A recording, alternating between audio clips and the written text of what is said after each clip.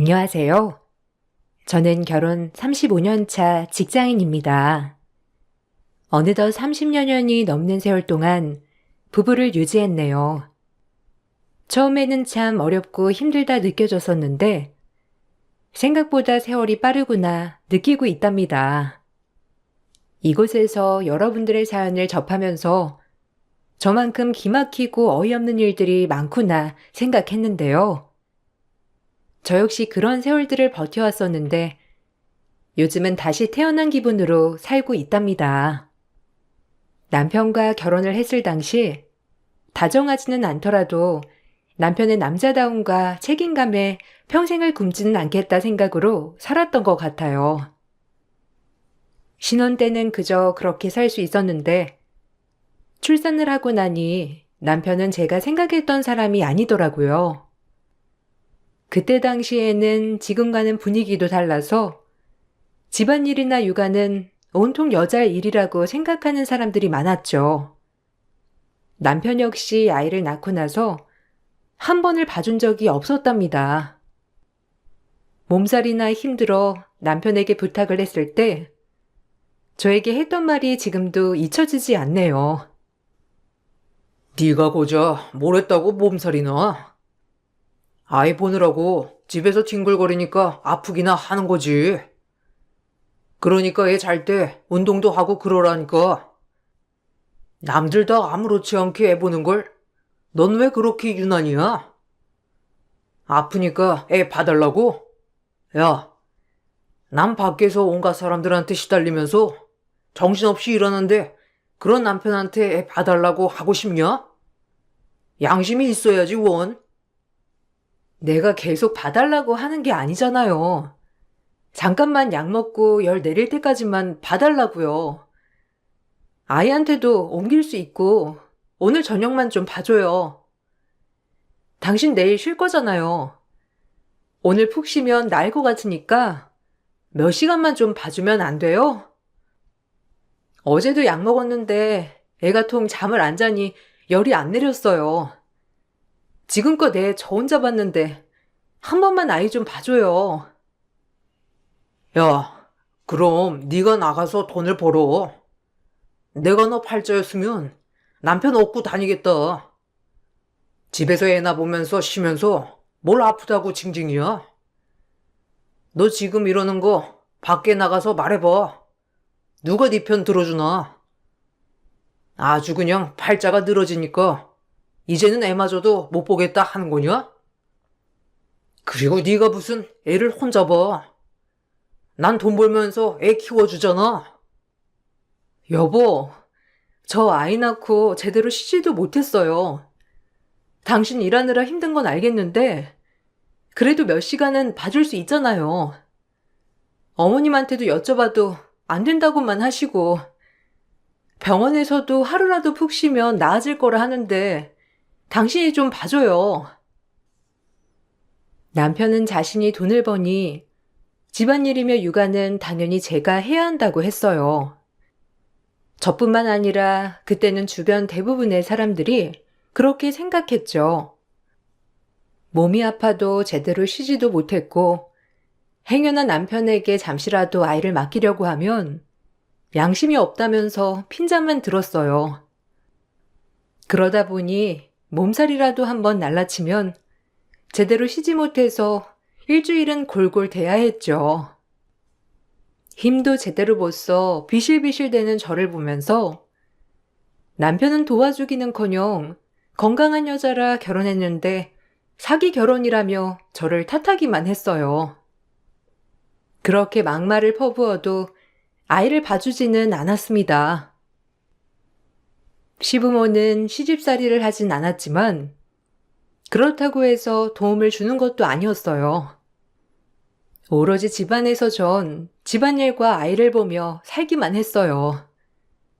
남편은 사업을 하고 있었는데 사업체가 바쁜 것도 아님에도 매일 술자리를 갖느라 정신이 없었죠. 낮부터 술자리에 만취해 집에 온 적도 많았고 밖에서 싸움이나 합의금을 물어줘야 할 때도 많았어요. 거기다가 술 약속에서 만난 여자들이랑 어울려 다니기도 했죠. 하루에도 100번도 넘게 남편과 헤어지고 싶었지만 전 기댈 수 있는 친정이 없었습니다. 거기다가 그때 당시는 일도 하지 않았기 때문에 꿋꿋이 참아가며 버티는 것이 방법이라 생각했어요. 아이가 5살이 될 즈음 아이는 자신은 언제 가족과 놀러 가냐며 하는 말에 전 문득 남편과 함께 놀러 나가본 적이 없다는 걸 깨달았어요. 그래서 남편에게 주말에 아이와 놀러 가자고 말을 꺼낸 적이 있었는데 그때 정말 크게 화를 내더라고요. 내가 주말까지 놀면 누가 돈 버냐? 너랑 자식 키우느라고 뼈 빠지게 고생하는 건 보이지도 않냐? 뭐? 가족여행을 가자고? 너는 진짜 태평해서 좋겠다. 별 생각 없이 사니까 지금 우리가 잘 살고 있는 것 같지? 그렇게 현실을 몰라서 무슨 일을 한다는 거야. 놀러가 전 헛소리 하지 말고 집안일이나 똑바로 해. 아니, 다른 사람들은 주말이면 가까운 곳이라도 놀러 간다는데 좀 너무한 거 아니에요? 아이가 유치원에서 자기만 가족 사진도 없고 놀러도 안 간다면서 얘기하는데 당신은 미안한 마음도 없어요? 하다못해 여기 근방에 있는 놀이터라도 한번 가줄 수 있잖아요. 내가 무슨 해외여행을 가자는 것도 아니고 아이 위해서 나가자는 건데. 네가 놀아주면 되잖아. 왜 갑자기 이 난리야? 쓸데없이 아줌마들이랑 어울려 다니니까 헛소리나 하고 있지. 집안일이나 똑바로 해. 돈 한 푼 안 벌면서 무슨 바라는 건 이렇게 많아? 원래 남편은 밖에서 돈 벌고 아내가 집안일 다 하는 거야. 아이가 놀러 가고 싶다고 하면 당신이 데리고 놀이터 가주면 되는 거 아니야? 아이가 원하는 건 그게 아니잖아요. 나랑 딸아이랑은 자주 놀이터도 가지만 당신이랑은 어디 한번 가본 적이 없으니까 말하는 거잖아요. 당신 지금이야 아이가 어려서 못 느끼지만 나중에 아이가 크면 당신이랑 무슨 추억이 있겠어요. 나조차고 이러는 거 아니니까 당신도 주말에 쉴 때 아이랑 근처라도 놀러 같이 가요. 쓸데없는데 힘쓸 시간도 없어. 그럴 시간에 거리 차 한 곳이라도 가서 접대해야 하는데 뭔 소리 하고 있어? 하여튼 사회생활 한번 안 해본 티가 여기서 난다니까. 그렇게 애랑 놀고 싶으면 당신이나 실컷 놀아. 안 그래도 거래 안 늘어서 답답해 죽겠구먼. 무슨 놀러 가자는 태평한 얘기가 어떻게 나와? 현실 감각하고는 에휴. 남편에게 근처 놀이터라도 가자고 말을 했지만 남편은 절대 그럴 수 없다면서 오히려 저를 현실 감각 없는 사람이라며 비아냥댔죠. 전 아이에게 그 흔한 아빠와 추억 하나 없다는 게 미안하고 안쓰러웠어요. 아무리 가부장적이라고 하더라도 아이에게는 그렇지 않을 거라고 생각을 했는데 남편은 마치 자신의 몫을 다하는 양 행동했습니다. 오로지 돈을 버는 것이 가장으로서 최선을 다하는 것이라 말을 했어요. 남편은 사업을 하면서 접대를 한다며 매 주말마다 정신없이 외출을 했죠. 그렇게 밖에서 쓰는 돈이 많아도 사업 거래는 늘어나지 않았어요. 정말 거래를 하기 위해서 접대를 하기보다는 본인이 놀기 위해서 접대를 하기 때문이었던 것 같아요. 사업이 잘 되지 않으니 남편은 그 스트레스를 집에서 풀었고 조금이라도 자신의 심기를 건드리는 날에는 온갖 짜증과 화를 내기도 했습니다. 아이가 초등학교 들어가기 전 저는 소일거리라도 해보려고 했지만 남편은 바람 피우려 하는 거 아니냐며 절대로 안 된다고 반대했어요. 그런데 초등학교에 가고 나서도 남편은 생활비 30만 원만 주고 더 주지 않았습니다. 저축도 해야 하고 아이에게 쓸 돈도 많다며 더 달라 하니 돈도 안 버는 사람이 돈 욕심만 낸다며 말을 하더라고요. 너 쓸데없는데 돈 쓰고 다니는 거 아니야? 어디 딴 놈한테 돈이라도 퍼주고 있냐? 아니 내가 돈을 안 주는 것도 아니고 뻔히 돈을 주는데도 무슨 모자란다는 거야? 네가 제대로 가계부 쓰고 아껴서 살면 그 돈으로도 충분히 살 수 있는 걸 지금 부족하다는 게 말이나 돼? 헛소리 작작하고 그 돈으로 아껴서 쓸 생각이나 해. 여보, 요즘 30만 원만 받는 사람이 어디 있어요? 이걸로는 한 달 식재료 사는 것도 부족해요. 아이가 초등학교도 가고 준비물도 사야 하는데 빠듯하다고요. 아니면 저 일이라도 할게요. 옆집에서 자기 다니는 식료품 공장이 있는데 중간에 일할 사람 구한대요. 저 그거라도 할게요. 당신 돈 버는 거 힘들면 제가 벌어다가 쓰겠다고요. 왜? 돈 벌어서 바람이라도 피우려고? 30만 원이면 남들은 고맙다고 하면서 받을 돈인데 뭐가 부족해서 일까지 한다고 난리야? 100원 한 푼 안 버는 게 어디서 돈도 골라서 남편 앞에서 큰 소리를 쳐? 네가 이러면 제가 뭘 배우겠어? 엄마가 집에 있어야 할 거 아니야. 하여튼 한 번만 더 일하겠다는 소리 해봐. 밖에서 바람 피우느라 그러는 걸로 알 테니까. 당신이야말로 무슨 소리를 하는 거예요? 요즘 누가 30만 원으로 생활비를 써요? 그 돈으로는 우리 가족 밥 먹는 것도 제대로 못하니까 올려주던지 일하는 거 반대하지 말던지 둘 중 하나 당신이 결정해요. 이렇게 살다가는 나나 딸이나 굶어 세상 뜨겠다고요. 당신은 밖에서 술 마시고 하고 싶은 거 다 하고 살지만 우리는 이게 뭐냐고요. 생활비 더 줄 거 아니면 저 일하는 거 뭐라고 할 생각하지 말아요. 저는 처음으로 남편에게 화를 냈고 그때 남편은 많이 당황한 듯 했어요. 그때도 가부장적인 남편들이 많긴 했지만 제 주변에서도 일을 시작하는 아내들이 많아졌고 저 역시 남편만 믿고 살면 안 되겠다 생각을 했었거든요. 거기다가 사회 분위기도 좋지 않아서 남편 사업도 힘들 거라 생각이 들었고 저도 일을 해야 되겠다는 생각을 하게 되었어요. 그러면서 전 아이가 초등학교에 들어가고 난 뒤 일을 시작하게 되었습니다.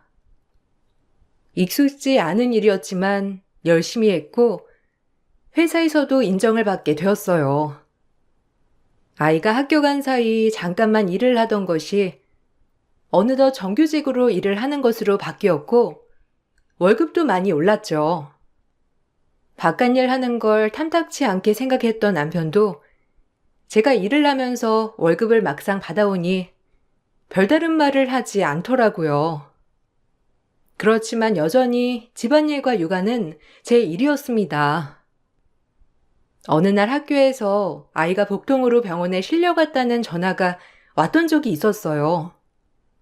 그때 당시 바로 병원으로 가볼 수 없어 남편에게 급히 전화해 당장 병원으로 가보라고 했더니 남편은 일하는 제 탓이라며 자신은 못 가겠다 하더라고요. 그러니까 엄마가 집에 있어야 아이가 안정을 찾지. 허구한 날 집구석에 있지 않고 밖에나 쏘다니니 아이가 아플 수밖에. 이거 당신 탓이야. 그거 알고 있어? 그러니까 난 못 가. 내가 가서 뭐 할 거야? 결국에는 당신 탓인데 어차피 당신 이제 갈 거 아니야? 그런데 내가 거길 왜 가? 바빠 눈꽃 뜰 새 없는데 전화는 왜 하고 난리야? 내가 다른 일 때문에 가보라는 거야? 아이가 아프다잖아. 복통 때문에 아파서 맹장 수술해야 할 수도 있다고 하는데 어떻게 아빠가 된 게 걱정 한 번 안 하고 못 간다고 해? 당신 오늘 쉬는 날이잖아. 사업장 문 닫는 날이라고 오늘 집에 있는다며. 지금도 집 아니야? 뭘 바빠 정신없다고 하는 건데. 지금 바로 병원 좀 가. 가서 있으면 나 여기 일만 마무리하고 갈 테니까. 사업장 문 닫는 날은 닫는 날이고, 나 이제 사업자 대접하러 가야 하는데, 뭘 병원을 가? 그리고 중요한 일 있을 때, 그런 거 가는 거 아니란 거 몰라? 안 그래도 사업 위기인데, 재소원 붙으라고 병원을 가라고 하는 거냐? 정신이 있는 거야, 없는 거야?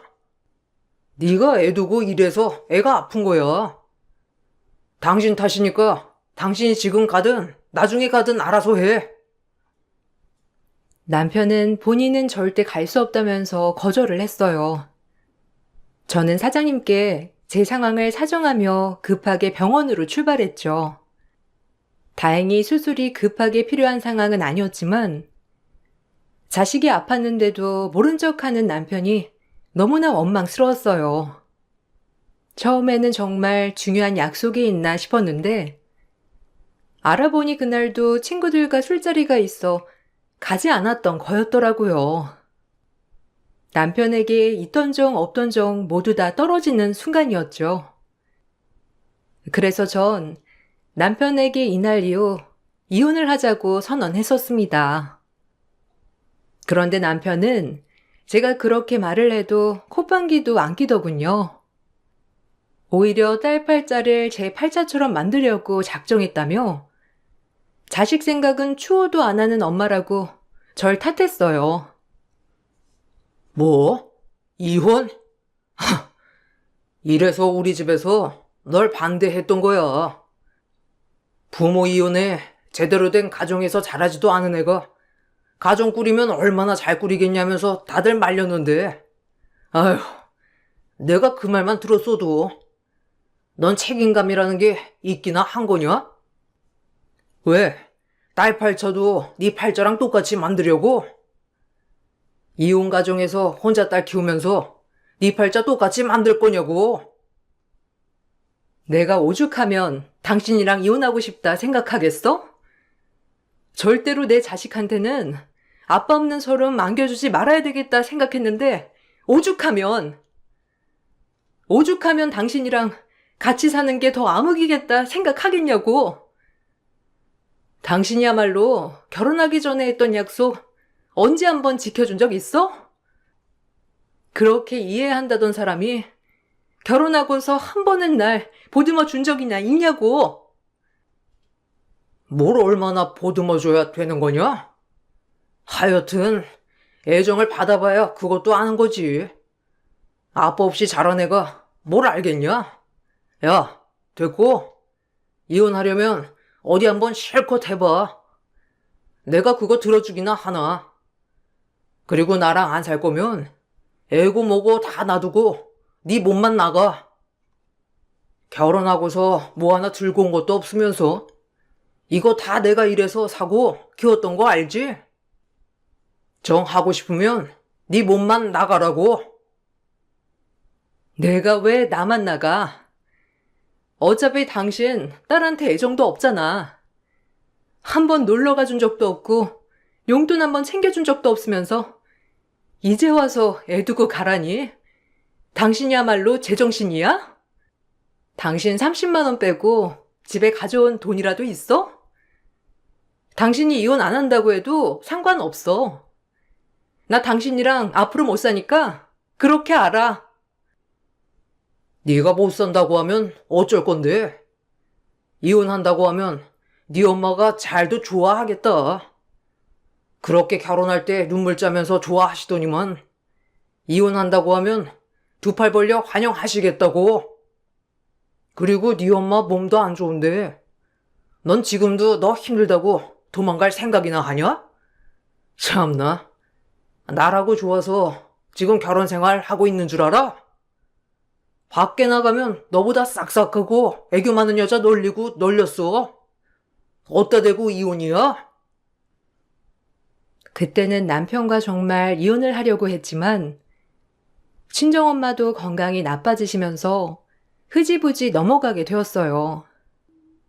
그 이후로 정신을 좀 차렸는지 남편은 집에 와서 행패를 부리지는 않았지만 그렇다고 집안에 관심을 두지는 않았죠. 그렇게 남남인 듯 살면서 전 저대로 직장 생활을 했고 남편은 여전히 사업을 한다는 핑계로 밖으로만 돌았습니다. 아이가 대학을 갈 때까지도 남편은 고작 30만 원의 생활비만 줬을 뿐 더 돈을 줬던 적은 없었어요. 사업이 어떻게 되고 있는지도 말 한 번을 해주지 않았고 혼자서 휴가를 간다면서 친구들과 여행을 가버렸던 적도 있었습니다. 남편이 있었지만 전 혼자서 딸을 키우는 것처럼 생활을 했어요. 딸은 너무나 착하고 마음이 깊은 아이였고 사춘기에도 한번 엇나감 없이 착하게 커주었으며 공부도 정말 잘했습니다.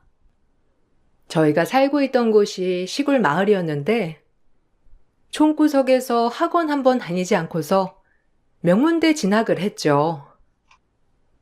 그렇게 대학에 들어갈 때쯤 딸의 진학 소식에 학교 동문회며 동네 모임에서 장학금과 지원금 등을 챙겨줬어요. 전 이 사실을 전혀 모르고 있었는데 동문회였던 남편이 모두 중간에서 가로챘더라고요. 남편에게 따지니 남편은 당연히 자신이 가져야 되는 걸 뭘 묻냐 당당했죠. 걔가 공부를 왜 잘하겠어? 내 머리 닮아서 그런 거잖아. 그리고 내가 여기 동문회 나왔으니 동문회에서도 당연히 챙겨준 거지. 그럼 내가 가져야 하는 게 맞는 거 아니야? 당신이야말로 맡겨둔 돈처럼 왜 그래? 평생을 돈 하더니만 딸 장학금도 당신 돈 같아? 착각하지 마. 이거 내 돈이야. 나 아니었으면 받았겠냐고. 우리 딸이 공부 잘해서 받은 거야. 학교에서도 동네에서도 다들 딸 대학 가서도 열심히 하라고 도와준 건데 왜 당신이 그 돈을 가져가? 당장 가지고 와. 딸 대학 가서 집 구하는데 보탰어야 하니까 당장 가지고 오라고. 딸 크는데 뭐 얼마나 보태줬다고 그걸 노려? 당신이 아빠야? 그리고 여기저기서 장학금이며 지원금 들어온 거 말 한마디 안 하고 당신이 가져가는 게 어디 있어? 나 참 어이가 없네. 이제 키워준 값 수고해야 할 거 아니야. 당신도 그거 바라니까 지원금 달라고 하는 거 아니야? 솔직하게 말해봐. 당신 예전부터 던동거리면서 돈 더 달라 난리였는데 딸내미 장학금 받았다고 하니까 탐나냐? 아유, 이것도 엄마라고. 당신이야말로 착한 척 그만해. 대학 가면 기숙사도 다 있구먼. 무슨 집을 구해? 기숙사 들어가겠다고 하면 다 들어갈 수 있는 줄 알아? 그리고 거기 가서 생활하려면 돈도 있어야 하는데 보태줄 생각은 못할 망정 그 돈을 가지고 가는 아빠가 어디 있어? 당신 그거 술 마시는 데 쓰지 말고 당장 가지고 와. 당장 가지고 오지 않으면 장학금 준 곳에 다 얘기할 거니까 그렇게 알아. 그거 얘기한다고 뭐가 달라지냐? 내가 아빠인데 아빠가 가져가는 걸 누가 뭐라고 해? 쓸데없는 소리나 하지 말고 당신은 대학 들어갈 딸 걱정이나 해. 당신처럼 현실 감각 없으면 가서 사고나 치지 않겠어? 공부 한번 잘한다고 애가 아빠나 무시하고 말이야. 키워준 보답은 하지 못할 망정 건방진 게 아주 당신 쏙 빼닮았어. 남편은 자신에게 연락 온 장학금 등 지원금은 자신이 가지고 갔지만 딸에게 직접 전달한 것은 받지 못한 것 같았어요. 딸에게 그 돈을 달라 하니 딸은 야무지게 절대 줄 수 없다고 했던 거죠. 저보다 배는 더 나은 딸이구나 생각이 들어 안심도 되고 뿌듯했지만 남편은 여전히 정신 차리지 못했구나 싶어 답답했어요. 그래도 딸이 시집가기 전까지만이라도 버텨보자는 생각을 했죠. 다른 대학에 진학해서도 효녀였습니다. 성실하게 공부를 했고 장학금으로 대학을 다녔어요. 거기다가 아르바이트도 하면서 저에게 한 번도 돈을 받아본 적이 없었죠. 딸은 졸업 후 대기업에 입사를 하게 되었는데 남편이 딸 이름을 팔아서 여기저기 돈을 빌렸던 모양이었어요. 어느 날 집에 사람들이 찾아와 딸 이름을 대며 빌려간 돈을 달라기에 사정을 알아보니 남편이 딸 이름으로 돈을 빌렸던 것이었어요. 딸에게 도움을 주진 못할 망정 오히려 민폐나 끼치고 있으니 당장 남편에게 해결하라며 크게 화를 냈습니다. 근데 남편은 뻔뻔했어요. 남자가 바깥 일을 하다 보면 돈 좀 빌릴 수도 있는 거지. 그거 가지고 지금 나한테 큰 소리야? 그래도 사회생활 한다고 좀 알겠구나 싶었더니만 당신은 그렇게 생각이 좁아서 어떻게 살래? 딸내미 이름을 팔아? 내가 무슨 딸한테 빚지라고 했어? 뭐 했어? 그냥 딸 얘기 조금 하고서 돈 좀 빌린 거 가지고 이 난리를 피워? 이게 딸 이름 팔아서 돈 빌린 거 아니면 뭔데? 생판 얼굴도 모르는 사람이 집에 찾아와서 우리 딸 이름 들이밀면서 돈 갚으라고 하는데 당신이 딸 이름 팔아서 돈 빌린 거잖아. 어떻게 그럴 수가 있어? 당신 진짜 아빠라는 생각은 하고나 있니? 우리 딸 지금껏 대학 다니면서 우리한테 돈 한 푼 받아본 적 없이 착실하게 살았는데 당신이 어떻게 그렇게 해? 고작 대학 가서 돈 안 받았던 거 가지고. 야, 난 20년을 키웠어. 자식 20년 키우는 게 쉬운 일인 줄 알아? 밤낮 없이 일하면서 돈 벌고 그 돈으로 자식 키웠는데 그 정도는 해줄 수 있는 거 아니야. 막말로 걔가 나 아니었으면 이 세상에 태어날 수나 있었겠어? 태어나게 해준 걸 감사하게 여기면서 돈을 싸들고 와도 모자를 판국에 지금 뭔 소리를 하는 거야? 둘린 입이라고 아무 말이나 짓거리지 마. 당장 이거 해결 안 하면 당신 두 발로 멀쩡하게 걸어다니게 안 할 거니까 그런 줄 알아. 날 무시하는 건 100번이고 1000번이고 참겠는데 우리 딸 이렇게 무시하는 거 한 번도 못 참아. 고작 당신 같은 게 아빠니까 지금껏 봐준 거야. 당장 해결 안 하면 당신 멀쩡하게 살 생각 하지 마. 전 지금 상황을 당장 해결하지 않으면 멀쩡하게 생활하지 못하게 할 거라고 했고 남편은 그 뒤로 잠적했어요. 아무리 연락을 해도 받지도 않았고 사업장도 문 닫은 채 방치됐죠. 시댁에 연락을 해봤지만 모두들 연락 한 번 없었다며 말했고 그렇게 잠적을 하고 3년이라는 세월이 흘렀어요. 원래부터 별 도움이 없었던 남편이었기 때문에 3년을 잠적했다고 해서 크게 생활에 지장을 줬던 것은 아니었어요. 그래도 남편과 헤어지기 위해서는 서류 정리도 필요했기에 실종 신고도 해두었는데 어느 곳에도 남편의 흔적을 찾을 수가 없었습니다. 3년이라는 시간 동안 딸은 좋은 사람을 만나 결혼을 준비하게 되었는데 사돈댁에서는 저희의 사정을 모두 다 알고 계셨어요. 딸에게 물어보니 이미 연애를 하기 전부터 집 상황을 모두 밝혔다고 하더라고요. 어떻게 보면 멀쩡하지 않았던 상황이었는데 사돈댁에서는 오히려 저와 딸을 위로해 주셨습니다. 사위 역시 딸을 너무나 사랑하고 아껴주는 게 눈에 보였고 저에게도 마치 아들처럼 살뜰하게 잘했어요. 무엇보다 딸이 결혼하고 싶다는 사람이었기 때문에 전 반대할 이유가 없었습니다. 모두의 축복 속에서 결혼을 준비하게 되었고 이미 그전부터 어느 정도 교류가 있었지만 공식적으로 상견례를 진행하게 되었어요. 상견례 자리는 너무나 화기애애했습니다. 바깥 사돈과 안 사돈 사이는 정말 좋았고 다정했어요. 그런 부모의 밑에서 자란 사이 역시 다정함이 몸에 배어 있었습니다.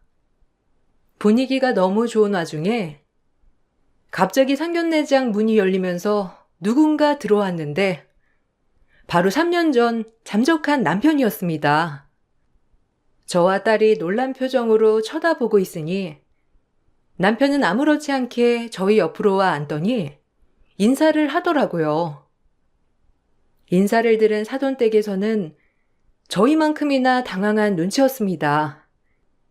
전 서둘러 남편을 끌고 밖으로 나왔는데 남편은 여전히 뻔뻔했어요. 3년 동안 연락 한 번 안 하더니만 갑자기 딸 상견례 자리에는 어떻게 나오게 된 거야? 당신이랑 이제 상관없는 일이니까 여기서 이러지 말고 당장 나가. 그리고 나 당신이랑 이혼할 거야. 한 번 연락도 없더니 뭔 생각으로 온 거야? 사돈댁에서도 당신 3년 전에 잠적했다는 거 다 알고 계시니까 분위기 깰 생각하지 말고 당장 나가라고. 멀쩡히 아빠가 살아있는데 어떻게 딸 상견례에 참석을 하네? 아무리 내가 3년 잠적을 했다고 쳐도 아빠는 아빠야. 당신이 무슨 권리로 내 자리를 없애는 건데? 뭐 사돈댁에서 다 알고 있다고 하니 얘기하는 건 더 쉽겠네.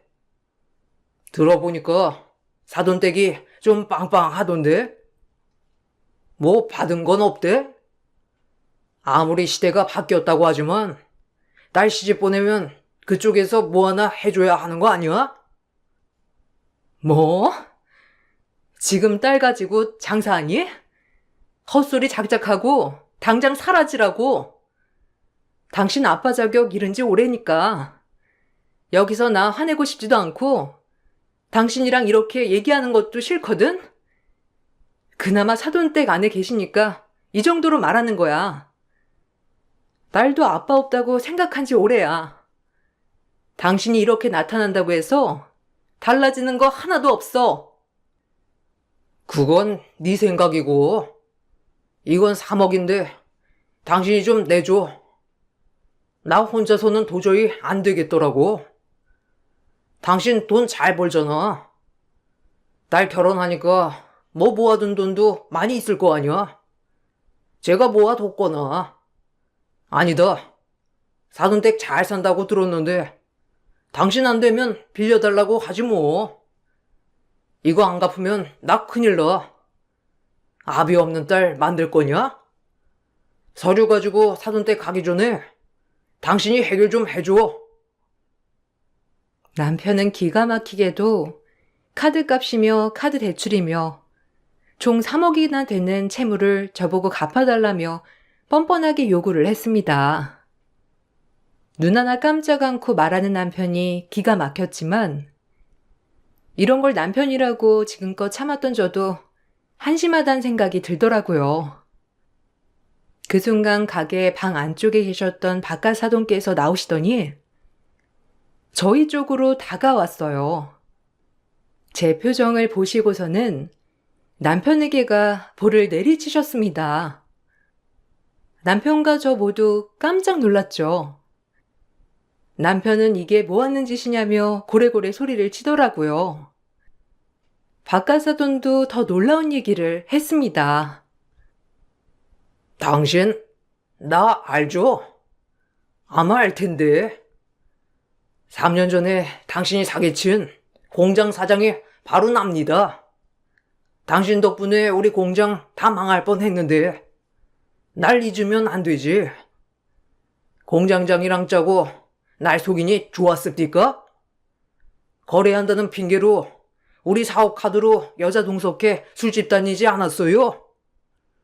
그 집 사람들 참 불쌍하고 안 됐다고 생각했는데 사돈이시라니.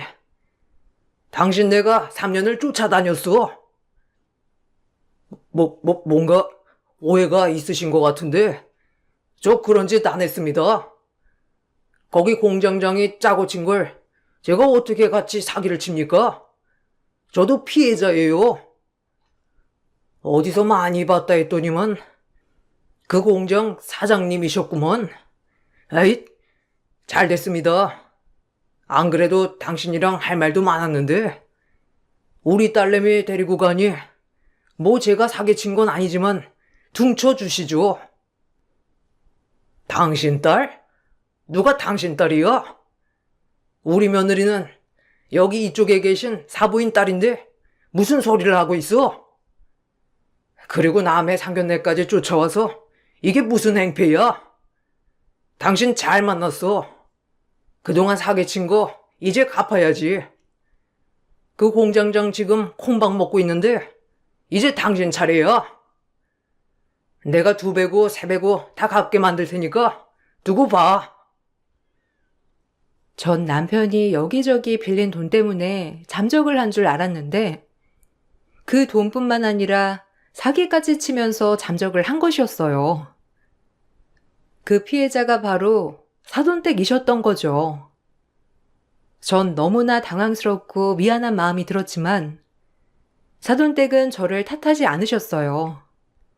남편에 대해서는 이미 오래전부터 알고 계셨다고 하시더라고요. 잠적하기 몇 년 전에 우연히 지인 소개로 안면을 트게 되었는데 그때부터 술 대접을 즐겨하고 가족에 대해서는 애정이 없어 보여 가족들이 참 안쓰럽다 생각을 하셨다고 말씀을 해 주시더라고요. 심지어 집에 30만 원만 갖다 준다며 당당하게 얘기하는 남편을 보면서 같은 남자로서 치졸하다 생각을 하셨대요. 사기를 당하고 나서 남편을 신고했지만 찾지 못했고 실종 신고도 되어 있어서 더 이상 진행을 할 수 없었다고 하셨는데 이렇게 상견례 자리에서 마주하게 된 거죠. 전 사돈댁에 너무나 죄송스럽고 미안한 마음이 들었지만 오히려 사돈댁에서 저희를 도와주셨어요. 다시 사기죄 소송을 진행하기 전에 저에게 이혼을 먼저 해달라고 하셨습니다. 전 사돈댁의 도움을 받아 이혼을 진행했어요. 3년의 잠적으로 남편은 가족을 버린 유책사유가 받아들여지게 되면서 저에게 위자료를 지불하게 되었어요. 거기다가 지금껏 생활비를 30만 원씩만 주었으니 재산 분할도 남편은 가지고 가지 못했죠. 이혼 소식이 전해지고 난 후에 사돈댁에서는 남편에게 민사소송을 진행하셨어요. 남편의 행적을 다시 찾았으니 형사조사도 계속되었습니다. 그 뒤로 남편은 저를 찾아와 한 번만 도와달라며 사정사정을 했어요. 여보, 당신 정말 이럴 거야? 우리 30년이나 넘게 부부로 살았는데 이렇게 단번에 헤어질 거냐고. 내가 아무리 바깥일 하느라 가정을 못 돌봤다고 하지만 우리 그래도 부부잖아. 이제 와서 이혼하면 뭐 할 거야? 딸도 결혼한 마당에 당신도 외로울 거 아니야? 그러지 말고 나 좀 도와줘. 내가 이번만 잘 해결하면 가정에 충실할게. 어디서 개가 짖는지 모르겠네. 그러게 35년이나 부부였는데 우리가 진짜 부부였나 싶을 정도로 당신한테 애정이고 뭐고 없어. 근한 추억도 없는데 이제 와서 부부니 뭐니 할 필요가 뭐가 있니? 당신이야말로 뻔뻔하다. 당신 내 남편 아닌 지 오래야. 이혼 소송한 건 단지 서류 정리하려고 한 거고 당신이랑 나랑 언제부터 부부였어? 당신 그러지 마. 당신 나 사랑하잖아. 내가 3년 잠적해서 그런 거 같은데 나도 다 이유가 있었어. 사기치려고 한 게 아니라 살려고 내가 아등바등 하다가 나도 모르는 사이에 휘말리게 된 거라니까. 내가 아무리 그래도 사기를 쳤겠냐고. 사돈댁에서도 오해한 것 같은데 당신이 좀 잘 말해주면 안 될까? 내가 이렇게 부탁할게. 약 먹었니? 뻔뻔한 건 여전하구나. 그래, 고소까지 당한 마당에 뭐가 무섭겠니? 어디 접근금지라도 시켜줄까? 그것까지 더 한다고 뭐가 달라지겠어? 그래, 내가 여러 개 고소해 줄 테니까 같이 해결해봐. 앞으로 한 번만 더 내 앞에 찾아와. 당신 철장 신세 질 때도 멀쩡하게 걸어 다니지 못하게 해줄 거니까. 알았니? 당장 사라져. 남편은 끝까지 뻔뻔하게 부탁을 했지만 전 들어주지 않았습니다. 그렇게 남편은 형사 처벌을 받게 되었고 처벌을 받은 이후에도 민사배상으로 사기친 금액을 배상하게 되었어요. 알고 보니 시댁에서 그동안 잠적을 도와줬던 모양이더라고요. 배상하려고 시댁 재산까지 싹 다 처분한다는 소식을 들었는데 그걸 해결해 준다고 해서 남편이 정신을 차릴지는 모르겠습니다. 아마 도와준 건 모르고 또다시 사고를 치겠죠. 그렇게 남편과 헤어지고 난 후 전 이런 게 해방감이구나 느끼고 있어요. 딸이 결혼하고서 사돈 내에는 저의 가장 친한 친구가 되었고 저는 딸을 시집 보낸 게 아니라 좋은 친구와 사이를 얻었습니다. 35년 동안 남편 같지도 않은 사람과 결혼 생활을 하면서 저에 대해서도 많은 생각을 하게 되었고 지금은 저와 비슷한 사연을 갖고 있는 사람들을 도와주기 위해 일을 하고 있어요. 제 긴 사연을 들어주셔서 감사합니다. 여러분들도 곁에 소중한 사람들과 함께 하시길 바랄게요. 안녕하세요. 저는 서울에 살고 있는 30대 후반 여자입니다. 봄이 오기 시작하면서 결혼하시는 분들이 많이 계신데요. 저희도 이번에 시댁 식구 중에 신우가 결혼식을 진행했었어요. 그런데 예식장에 제가 들어서자마자 시모가 한바탕 난리가 났었어요. 시모의 행동을 이해할 수 없었던 저는 고개를 갸우뚱했었죠. 저에게 뭐 하는 짓이냐고 갑자기 끌고 가시더니 비상계단에서 삿대질을 하시면서 뭐라고 하시더라고요. 그런 시모의 모습을 지켜보고 있다가 결국 저도 한마디 하게 되었는데 본인의 잘못은 인정하고 계셨는지 더 이상 아무 말도 못하고 계셨습니다. 시모와 제가 마찰이 생기게 된 이유는 작년 가을에 저희 동생이 결혼식을 하게 되자 시모가 평소에 자주 만나시던 계모임 회원 12명의 분들과 함께 오시면서 문제가 시작되었습니다. 축하해 주시는 것까지는 좋았어요. 결혼식은 많은 분들이 와주실수록 좋은 거니까요. 그런데 시모가 12명의 계모임 회원분들과 웨딩홀에 마련된 뷔페에 들어가시는데 좀 당황스러운 말을 꺼내시면서 회원분들을 안내해 주시길래 시모의 행동을 이해할 수 없었던 저는 어떤 상황인지 확인해 볼 수밖에 없었어요. 그리고 시모는 그런 저를 마음에 들어하지 않으셨죠. 무슨 문제라도 있는 거니? 내가 지인들 공짜밥 먹일까봐 그러는 거야? 너는 나를 뭘로 보고 이런 식으로 대하는 건데? 지인들이 이상하게 쳐다보고 있잖아. 어머님, 그게 아니라요. 명부에는 작성도 하지 않으시고 무작정 식사권부터 달라고 화부터 내시니까 제가 좀 당황스러워서 여쭤본 거예요. 너, 내가 누구야? 축의금 안 낼까봐 걱정하는 거야? 올해 동생 결혼식이라고 무상으로 밥 먹을까봐 엄청 예민한 반응을 보이는데 시애미가 지금 이런 취급을 받아야 하는 거냐고.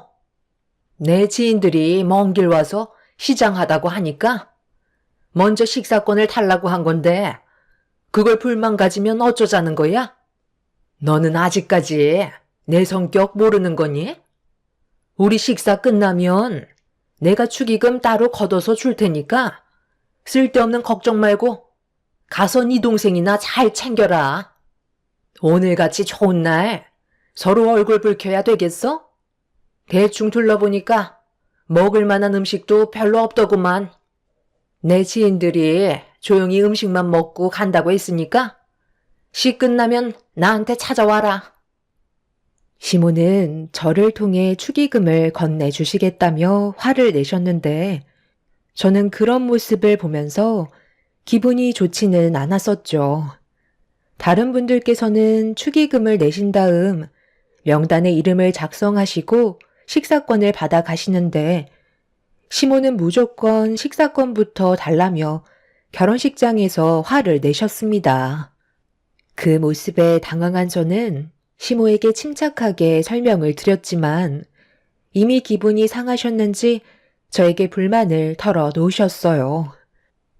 저도 많이 당황스러웠던 게 다른 가족분들도 절차대로 잘 따라와 주시는데 시모는 지인분들을 식당으로 밀어넣고 식사권을 달라고 화부터 내시는 건 저희 집안을 무시하는 행동이라 기분 좋은 동생의 결혼식 날 얼굴이 붉어지고 말았었죠.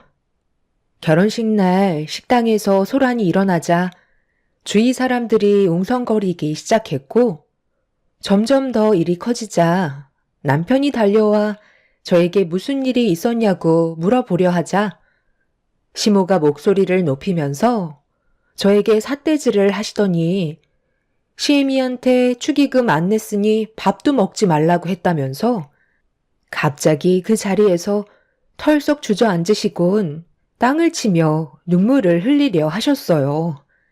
저도 그런 시모의 돌발 행동에 너무 놀라 말도 제대로 나오지 않고 있는데 남편이 시모에게 다가가 진정시켜 드리면서 계모임 회원분들이 계신 쪽으로 모셔갔습니다.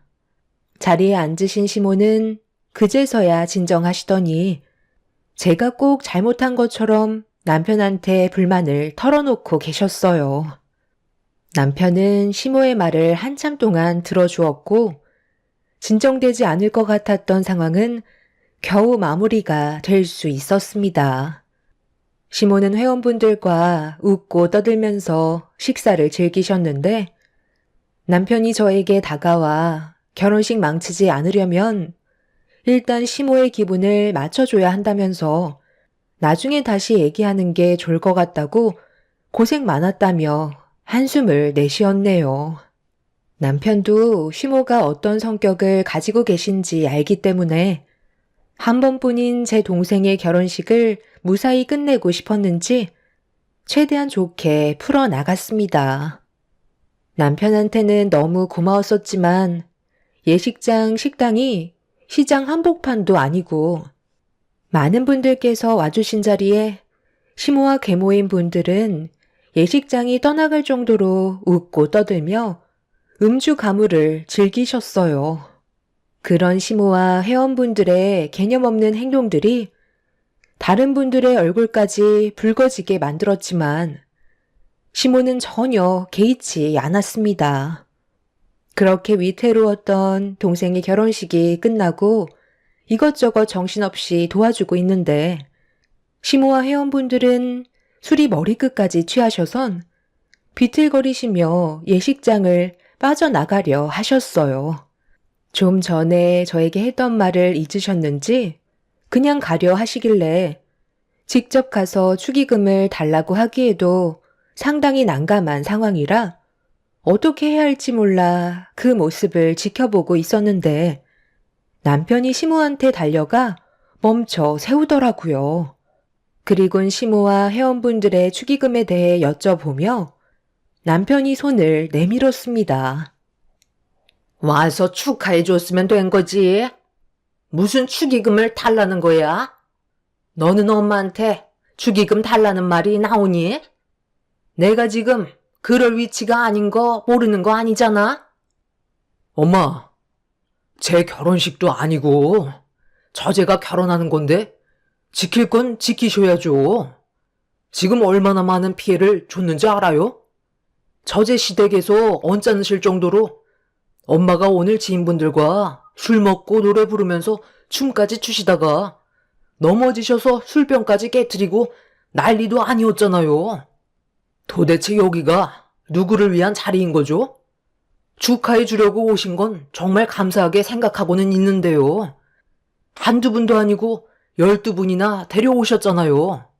그리고 엄마가 식사 끝나면 나를 축의금 챙겨주신다고 하지 않으셨어요? 그래서 내 지인분들 보는 앞에서 엄마한테 큰 소리 치는 거야? 네가 엄마한테 보이는 태도가 마음에 들지 않아서 축의금을 줄 수는 없을 것 같다. 어머님, 지금 그게 무슨 말씀이세요? 가족끼리 더 조심해야 된다는 거 모르세요? 왜 이런 식으로 일을 진행하시려는지 정말 이해를 못하겠어요. 너, 지금 내 아들 믿고 주둥이를 나불거리고 있는데 계속 이런 식으로 나오면 내가 얼마 되지도 않는 축의금 내고 싶을 것 같니? 나중에 따로 받아가라. 사돈, 지금 이게 뭐 하시는 거예요? 제 딸 결혼식 축하해 주려고 오신 거예요? 아니면 망치려고 오신 건가요? 아까부터 멀리에서 지켜보고만 있었는데 이건 도가 지나친 행동 같은데요? 그냥 축하만 하시고 가시는 것도 아니고 계모인 회원분들 죄다 데리고 오셔서는 식당에서까지 난리를 치셨으면 어느 정도 미안한 마음은 있으셔야 하는 거 아니에요? 초대되지 않는 분들까지 모시고 오셨으면 기본적으로 해야 될 도리는 하셔야죠. 제 입으로 축의금을 달라는 말을 사돈께 꺼내야 되는 제 입장은 어떨 것 같아요? 이런 식으로 행동하시면 양가 집안 분위기 안 좋아지는 거 뻔히 아시면서 정말 답답하게 계속 이런 식으로 행동하실 건가요? 막말로 여기가 무슨 시장 바닥도 아니고 저희는 전혀 즐겁지도 않고 사돈의 생각 없는 행동들 때문에 제 딸의 한 번뿐인 결혼식 기분 좋게 마무리하지도 못했다고요. 사돈께서 말씀하신 대로 얼마 되지도 않는 축의금 지금 당장 주고 가시면 좋을 것 같네요. 시모는 술 취한 모습으로 인상을 찌푸리시며 저희 엄마를 노려보셨어요. 사람들이 점점 저희 주위로 몰려들기 시작했고 시모를 바라보는 시선이 많아지자 축의금을 주겠다면서 1층에 있는 ATM 인출기에서 돈을 좀 찾겠다며 내려가셨습니다. 그때까지도 시모를 믿고 있었는데 한참을 기다려도 오지 않으시길래 남편이 1층으로 내려가 확인을 해봤는데 시모는 이미 자리를 떠난 상태셨어요. 남편은 그날 화가 머리끝까지 올라왔고 동생은 어색한 미소로 괜찮다고 했었지만 시모의 잘못된 행동에 대해 확실히 짚고 넘어갈 필요가 있었어요. 남편은 저희 가족에게 죄송하다며 고개를 숙였고 남편이 대신 축의금을 내겠다고 하자 엄마는 거부를 하셨어요.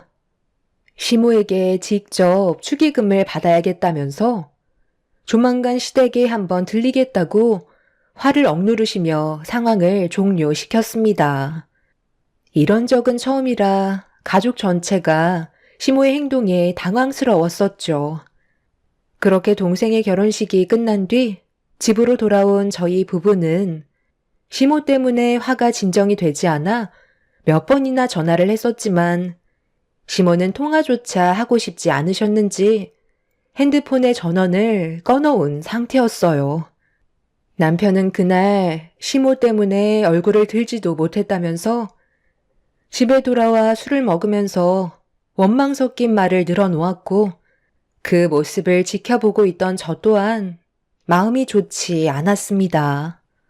저희 부부는 한동안 시댁에 찾아가지 않았지만 지방에서 일을 하시던 시부는 동생의 결혼식 때 참석을 하지 않으셔서 이 사실을 뒤늦게 알게 되셨는데 시모의 생각 없는 행동에 미안하다면서 저에게 시모와 계모인 분들의 축의금을 대신 계좌로 보내주셨지만 남편은 그냥 넘어갈 수 있는 문제가 아니라며 시부께서 보내주신 돈을 들고 주말에 시댁으로 향하게 되었습니다.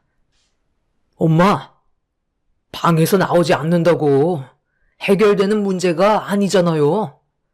축의금 때문에 제가 이렇게까지 화가 나게 될 줄 정말 몰랐어요. 빨리 나와 보세요. 아유, 그만 좀 뭐라고 해라. 귀청 떨어지겠다. 너희 아빠가 며느리 통장으로 돈 보냈다면서. 그럼 된 거 아니야? 즐거운 주말에 서로 얼굴 붉혀야 되겠어? 엄마가 처제 결혼식 날 처신만 똑바로 하셨어도 일이 이렇게까지 커지지는 않았겠죠.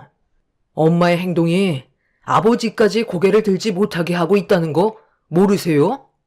처음부터 축의금 내실 생각 전혀 없으셨던 거죠? 개모임에 참석하신 분들은 잘못됐다고 전혀 인지를 못하시는 거예요? 어떻게 엄마랑 똑같이 행동하실 수 있어요?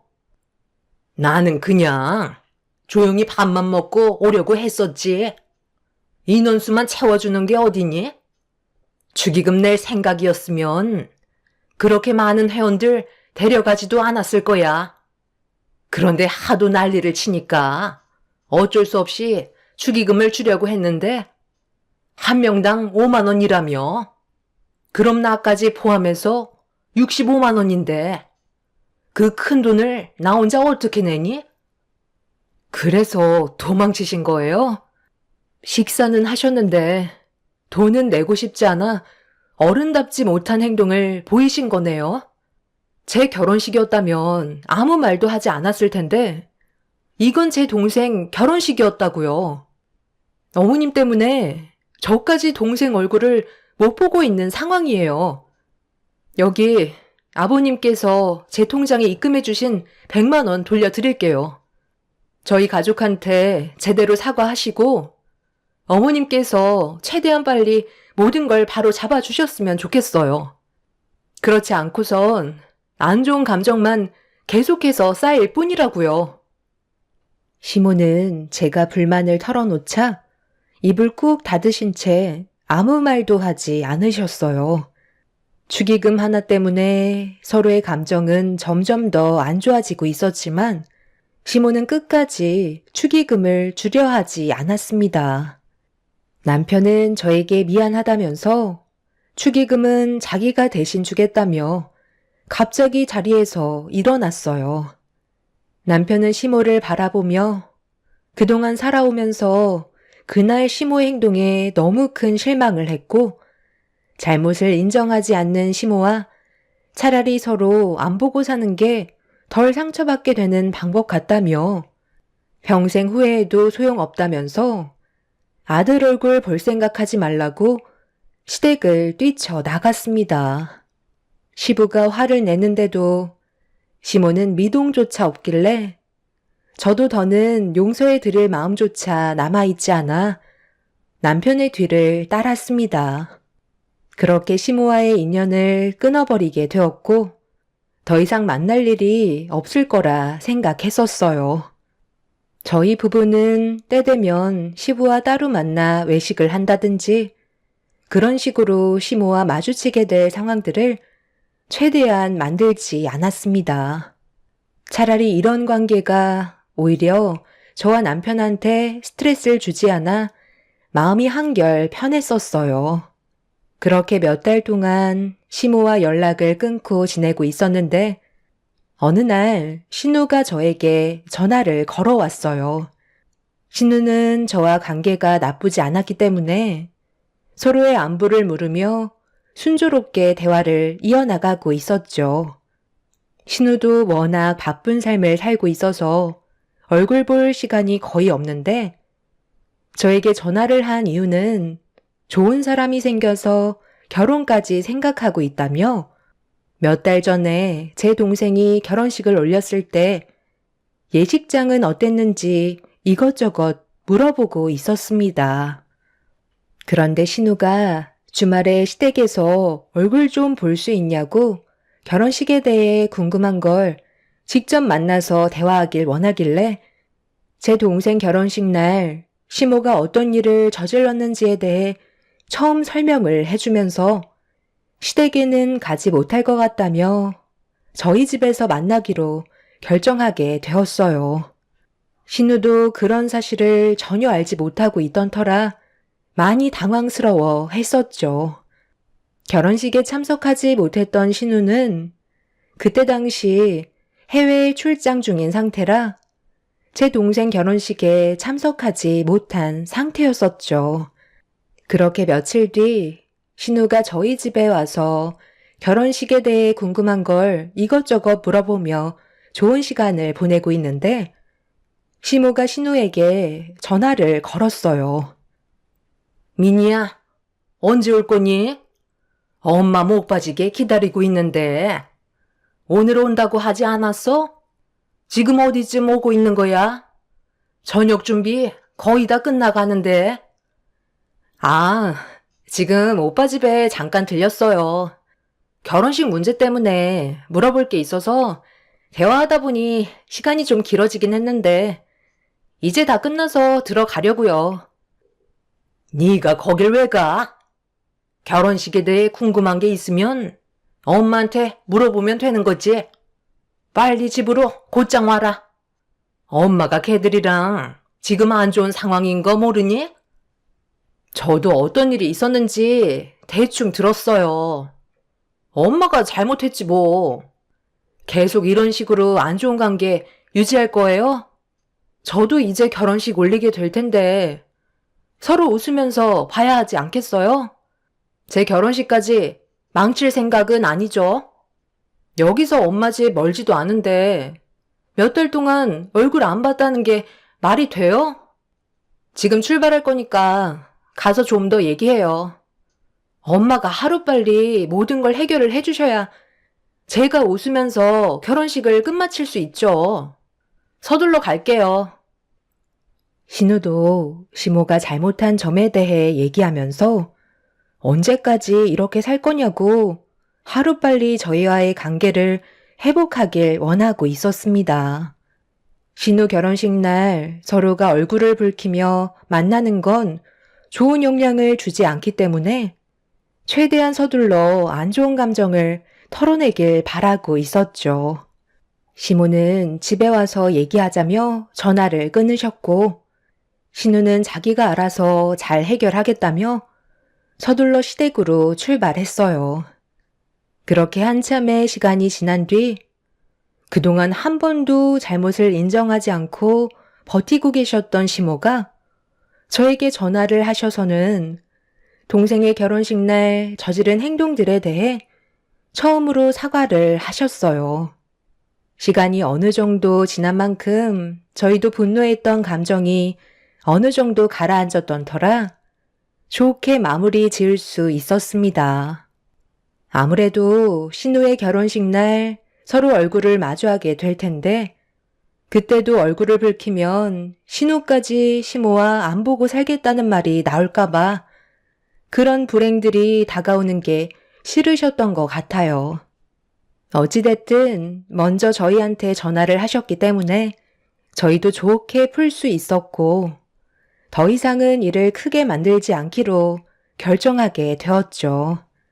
남편은 엎드려 절받기 같다며 신우 결혼식 때문에 어쩔 수 없이 억지로 전화한 것 같다고 불만을 털어놨지만 사람 사는 인생 언제까지 인연을 끊고 살 수 없기 때문에 최대한 좋게 해결 보는 게 모두에게 이득일 것 같아 그냥 넘어가기로 했었죠.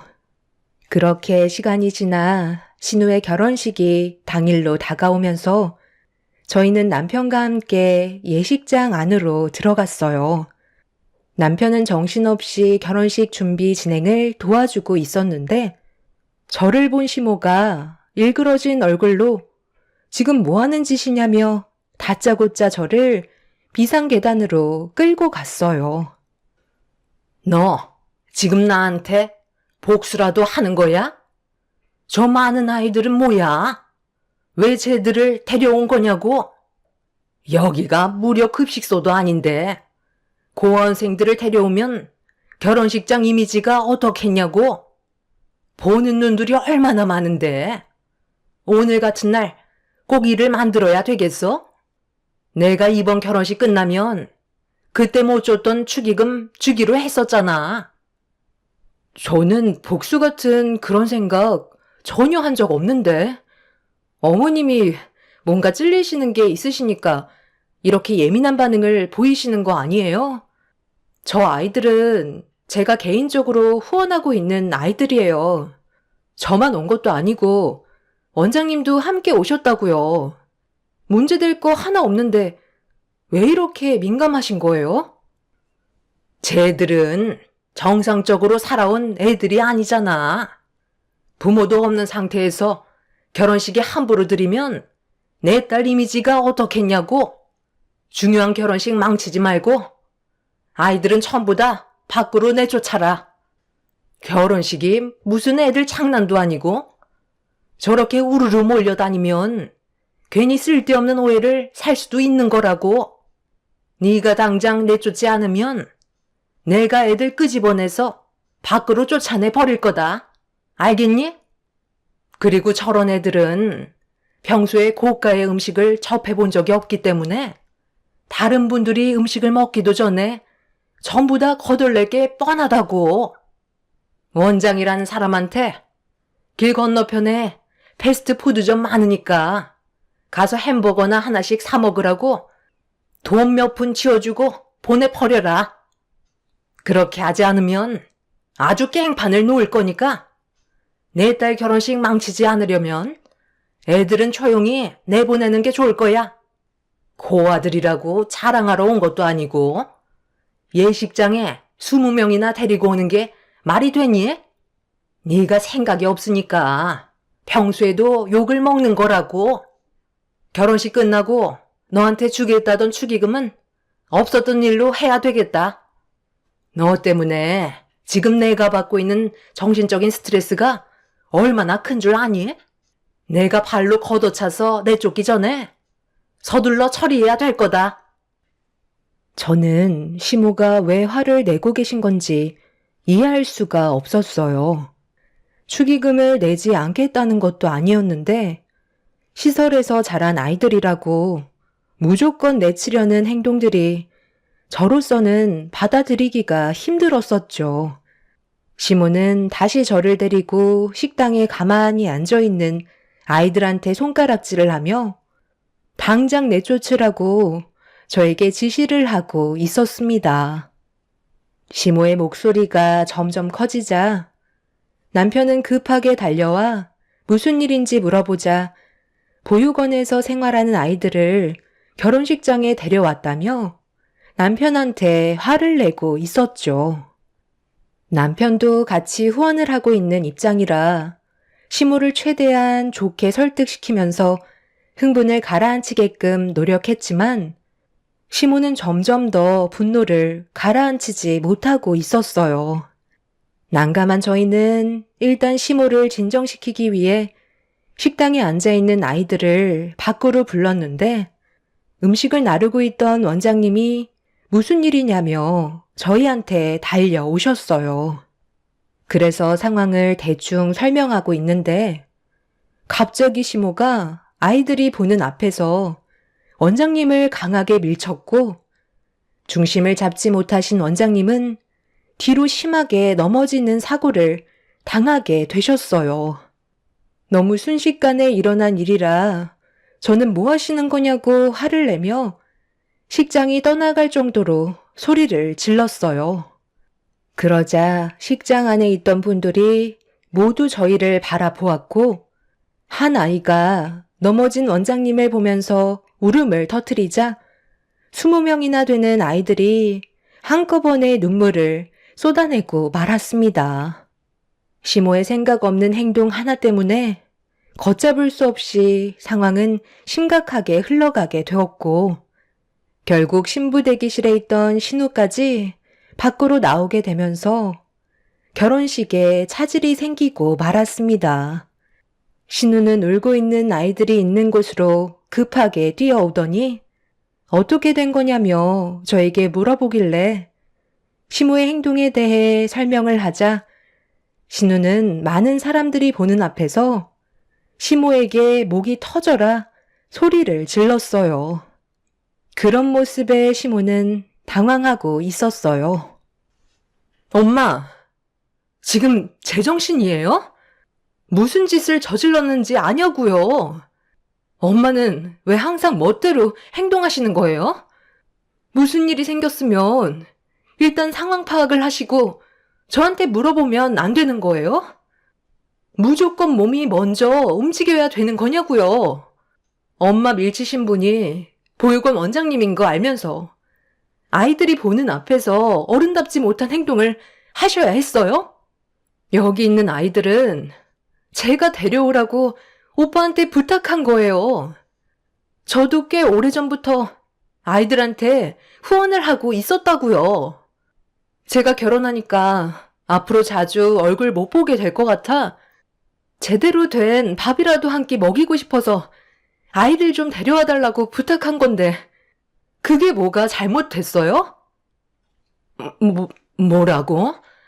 아니, 나는 그런 말을 들은 적이 없었는데 내가 미리 알았더라면 이렇게까지 난리를 치지 않았겠지. 저는 그런 것도 모르고 아이고 죄송합니다. 며느리 너는 나한테 진작 설명을 했어야지. 너 때문에 이런 일이 벌어진 거잖아. 이건 내 잘못이 아니라 전부 네가 잘못한 거니? 책임은 너한테 있는 거다. 어머님, 정말 너무하시네요. 제가 설명을 해드리기도 전에 이미 두 귀를 닫으셨고 무조건 아이들을 밖으로 내치라고 저에게 화부터 내셨잖아요. 시모는 끝까지 제가 잘못을 했다며 원인 제공자라고 다시 저한테 화를 내기 시작했어요. 신우는 그런 모습을 보고 있다가 결국 분노를 참지 못했는지 그 자리에서 비명을 질렀습니다.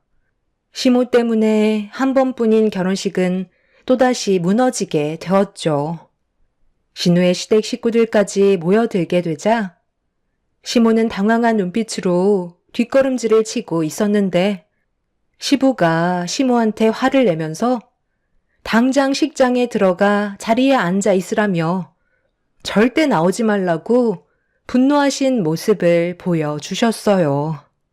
시부가 화를 내자 그제서야 꼬리를 내린 시모는 고개를 떨군 채 얼굴이 붉어진 상태로 급하게 식장으로 달려 들어가려 하시는데 그 순간 계모임 회원분이었던 한 분이 시모한테 달려오시더니 갑자기 머리채를 잡으면서 돈 내놓으라고 난리를 치기 시작했어요.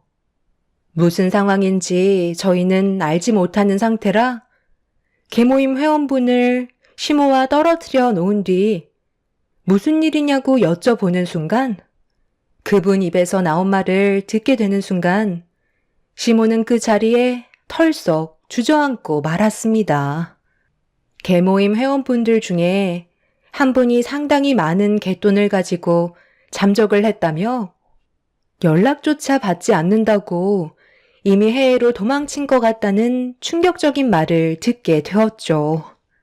문제는 시모가 상당히 많은 재산을 갯돈에 집어넣고 있었다는 걸 저희는 뒤늦게 알게 되었는데 그 돈이 무려 2억이나 되는 돈이었고 상당히 많은 회원분들의 돈을 한꺼번에 가지고 사라져버린 그 사람을 잡기 위해 경찰에 신고를 했지만 해외로 도망친 상태에서 잡기란 쉽지 않다고 상당히 오랜 시간이 소요될 거라는 말을 듣고 말았죠.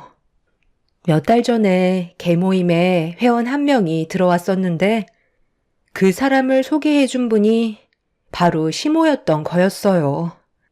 시부는 계모임 같은 거 하지 말라고 몇 번이나 충고했었는데 시모는 그 말을 무시한 채 본인이 하고 싶은 대로 일을 계획하다가 결국 엄청난 피해를 보게 되면서 결혼식장에 다른 회원분들까지 들이닥치면서 시모의 머리채를 휘어잡아 결혼식장은 난리가 나고 말았습니다.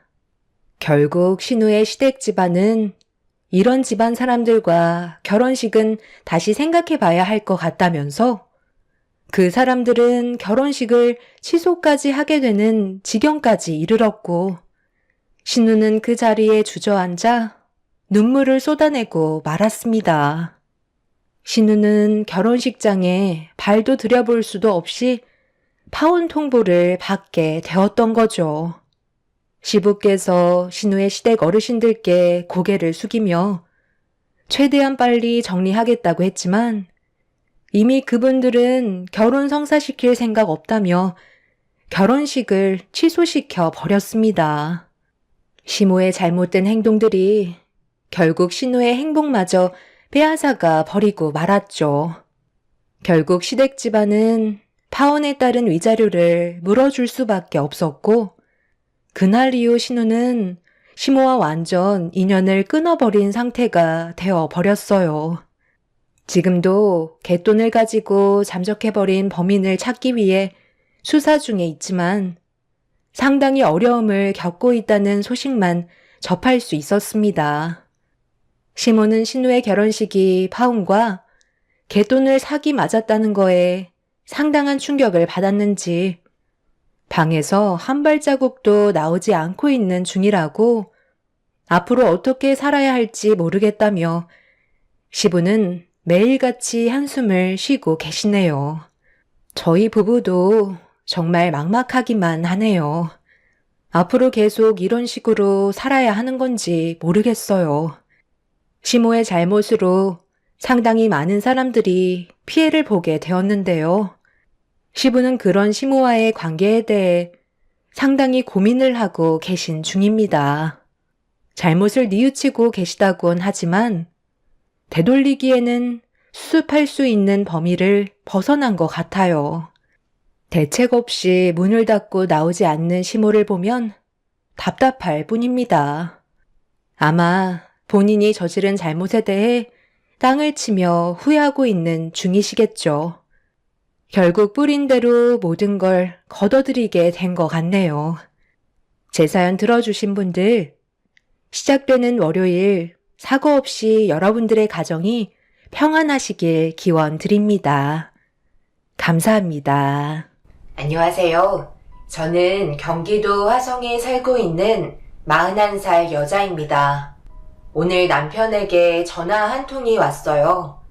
머뭇거리는 모습을 보이길래 누구 전화냐고 물어보니까 말을 잘 못하길래 핸드폰을 확인해 보니 시모에게 전화가 걸려왔더라고요.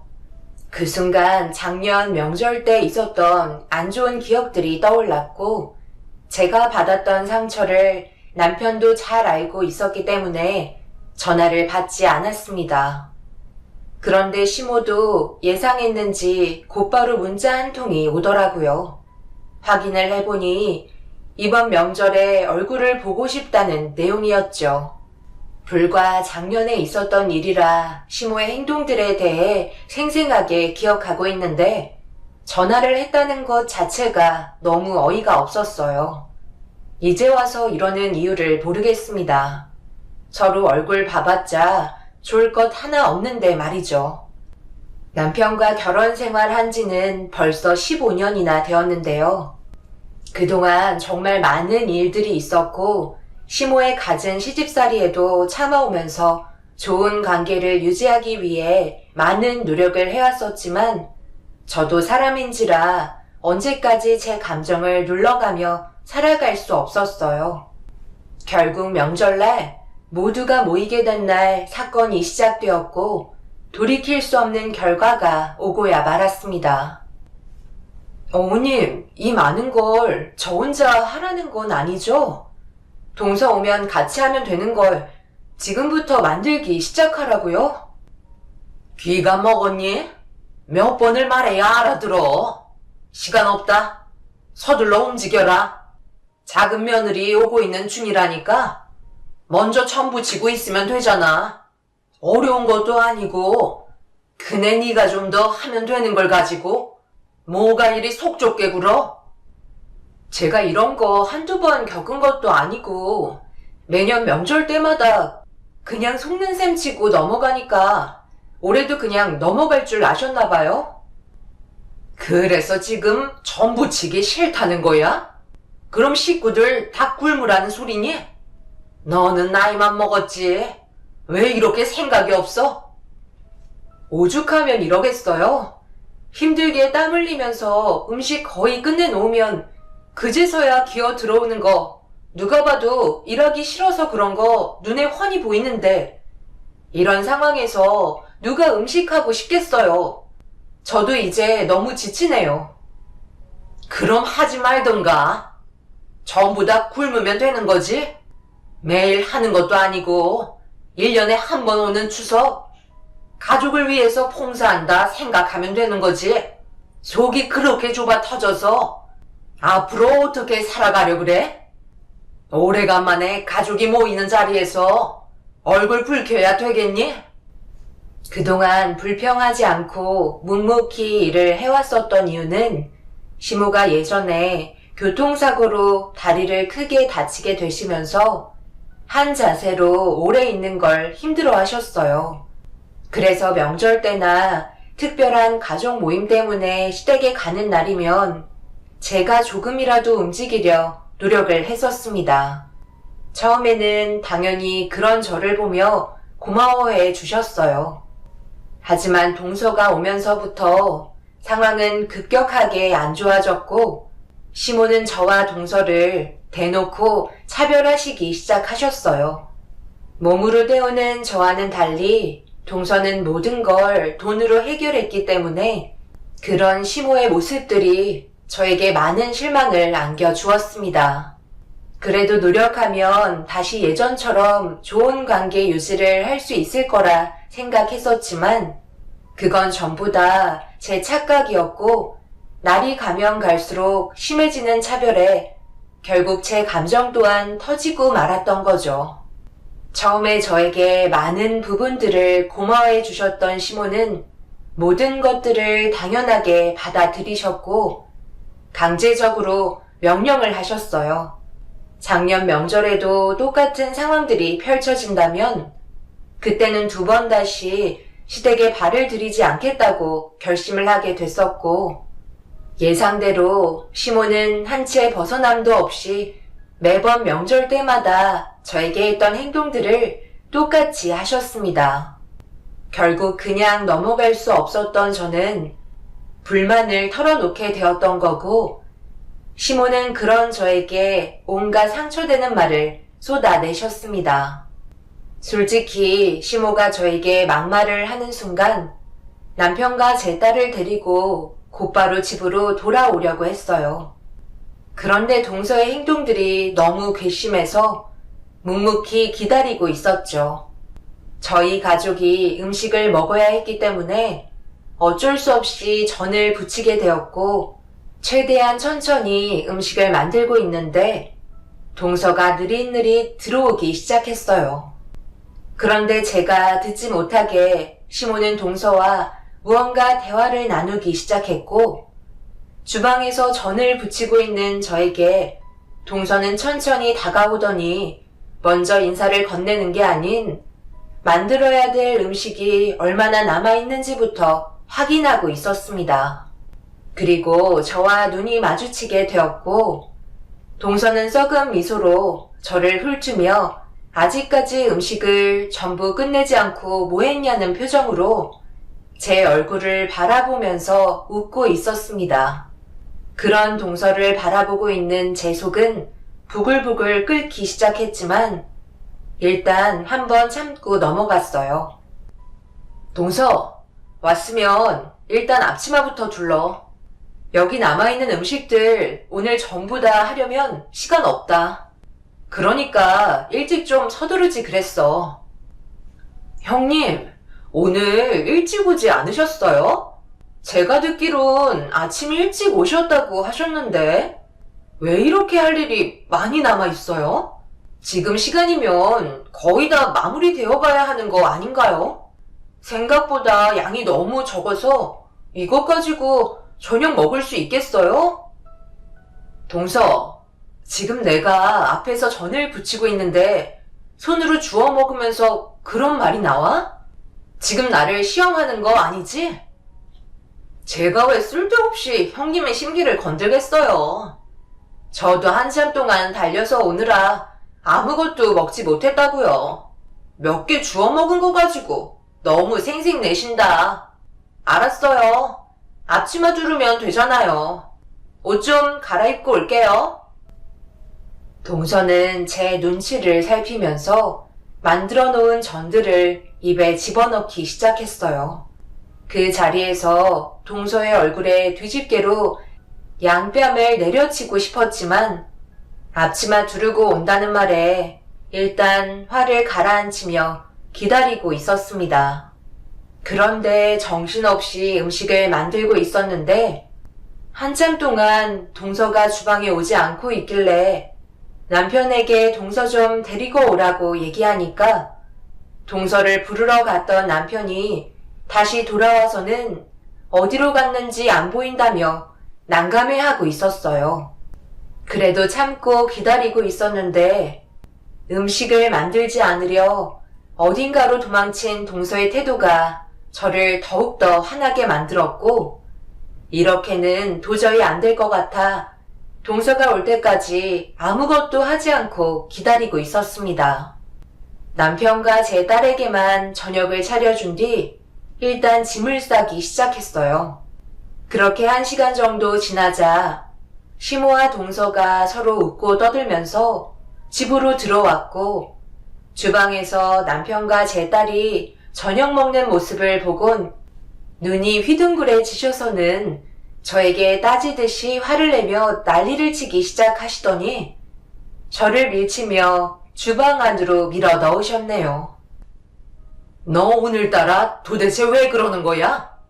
시엠이 쓰러지는 걸 보고 싶어서 계속 이런 식으로 행동하는 거니? 제가 왜 어머님 쓰러지는 걸 보고 싶겠어요. 당연히 그건 원하지 않죠.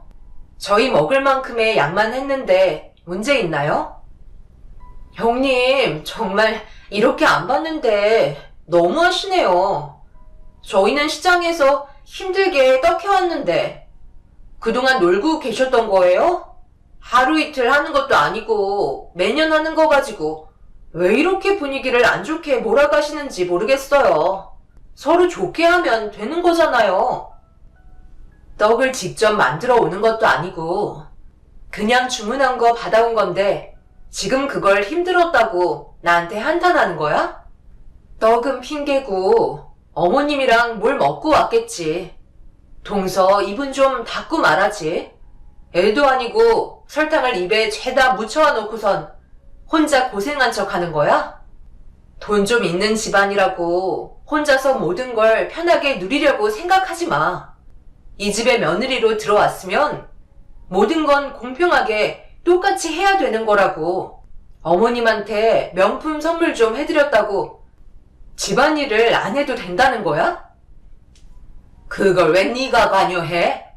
일을 시키건 안 시키건 그건 내 권한 아니야? 당연히 선물을 받았으니 그만큼 쉬라고 하는 건데 그게 뭐 잘못됐어?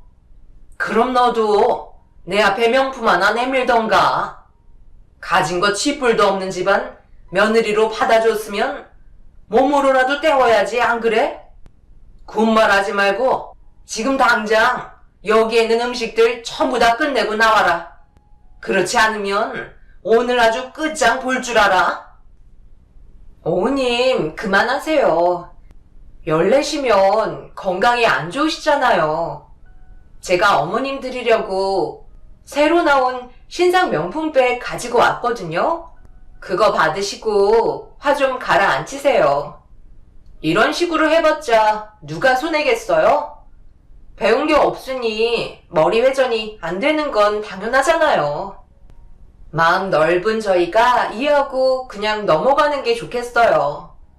더 열내지 마시고 제가 사온 선물 보러 가요, 어머님. 그래, 내가 너 하나 보고 산다. 이런 낙이라도 있어야 살지. 다 늙어서 욕이나 먹고 정말 서러워서 못 살겠다. 작은 며느라가 오늘 시엠이랑 시장에서 떡 가지고 오느라고 애썼다. 그럼 우리 선물 확인해 보러 갈까? 옆에서 듣고 있던 남편도 시모와 동서의 행동에 화가 머리끝까지 올라왔는지 곧바로 차에 시동을 걸었고, 시모는 묵묵히 듣고만 있던 남편이 아무 말 없이 돌발 행동을 하자 당황스러우셨는지 선물을 뜯으시다가 저희 앞으로 달려오셨어요. 하지만 남편도 화가 머리끝까지 올라온 상태였기 때문에 더 이상 말릴 수가 없었고, 두 번 다시 찾아오지 않겠다며 차를 출발하려는 순간 저희 앞에 차량 한 대가 멈춰섰어요. 그리고 차에서 내린 사람은 시동생과 시부였고, 갑작스러운 상황들을 지켜보며 당황스러워하던 시부가 출발하려는 저희를 진정시키며 대화 좀 하자고 따로 불렀습니다. 시부도 어느 정도 상황을 알고 계셨기 때문에 대화는 자연스럽게 이어졌고, 그날 있었던 일에 대해 전부 다 듣게 되신 시부는 모두를 한자리에 모이게 만들었어요. 워낙 말수가 적으신 분이셨기 때문에 언성을 높이면서 화를 내셨던 건 저도 남편과 결혼 이후 처음 보게 된 모습이었고, 모두가 얼굴을 붉힌 채 거실 한가운데 모여 대화를 이어나가기 시작했습니다. 당신은 어른이 돼선 왜 큰애랑 작은애랑 차별을 두는 거야? 내가 저번에도 따로 얘기하지 않았어? 그런데도 또 시작이야? 차별? 큰애가 차별이라고 얘기했어? 무슨 말도 안 되는 소리를 하는 거야? 각자 주어진 일들이 있는 거라고. 작은애는 다른 부분에서 나를 만족시켜주니까 큰애는 몸으로라도 때워서 자신의 부족한 부분을 채우라는 건데, 그게 뭐 어떻다는 거야? 좁아터진 주방에 셋이 모여 전부 다 천이라도 붙여야 된다는 거야? 속으로 우리 욕을 얼마나 많이 했겠어? 항상 불만이었겠지. 자기는 주방에서 매년 명절 때마다 천만 붙이고 있는데 작은애는 손 하나 까딱하지 않으니까 속이 엄청 끓었겠지. 그렇다고 네가 나한테 작은애처럼 명품 선물해줄 능력도 안 되잖아. 안 그래? 배 아파서 그런 거겠죠. 어머님 다리 아프신 거 뻔히 아시면서 도와드리는 게 그렇게 싫으셨어요? 제가 어머님 옆에서 애교도 부리고 함께 시간도 보내드리는데 그거면 저도 며느리로서 최선을 다하고 있는 거잖아요. 동서, 내가 오죽했으면 이렇게까지 화를 냈겠어? 땀 흘리며 음식하고 있으면 옆에서 거들어줄 수 있는 건 당연한 거잖아. 동서는 결혼하고 나서 단 한 번이라도 주방일 거들어 준 적 있어? 어머님 옆에 찰싹 붙어서 떨어지지 않고 힘들게 만들어준 음식을 옆에서 주워 먹기는 하는데 내가 화가 안 나? 어머님도 그래요. 동서는 주방에 들어오지도 못하게 하고 그준 일은 전부 다 제가 하고 있는데 고생했다는 말 한마디 하셨어요? 몸이 불편하시다는 이유 하나 때문에 모든 걸 당연하게 생각하고 계시잖아요. 이런 것들이 차별이 아니고 뭐예요? 정작 이해가 참다 못해 움직이니까 그제서야 일이 커질 것 같아 불안하셨는지 쫓아오신 거잖아요. 저도 더 이상은 이런 식으로 살지 못할 것 같아요. 결국 언성은 점점 높아지게 되었고, 시모와 동서는 되려 제가 너무 예민하게 받아들이는 것 같다며 이상한 사람 취급하며 기분 좋은 명절날 집안 분위기 망쳤다며 화를 내고 있었습니다. 시부는 저희가 싸우는 모습을 지켜보고 계시다가 도저히 참을 수 없으셨는지 큰 소리를 치셨고 순식간에 상황은 정리가 되었어요. 평생을 얼굴 안 보고 살 자신이 있으면 당장 인연 끊으라고 시모와 동서에게 소리치셨고 시부는 제 편을 들어주셨네요. 그때 처음으로 그동안 받았던 서러움에 눈물이 흘렀고 시부는 동서에게 당장 주방으로 들어가 저녁상 내오라며 직접적으로 명령을 하셨습니다. 시부의 목소리에 당황한 동서는 머뭇거리긴 했지만 어쩔 수 없는 분위기라는 걸 파악했는지 주방으로 들어갔어요.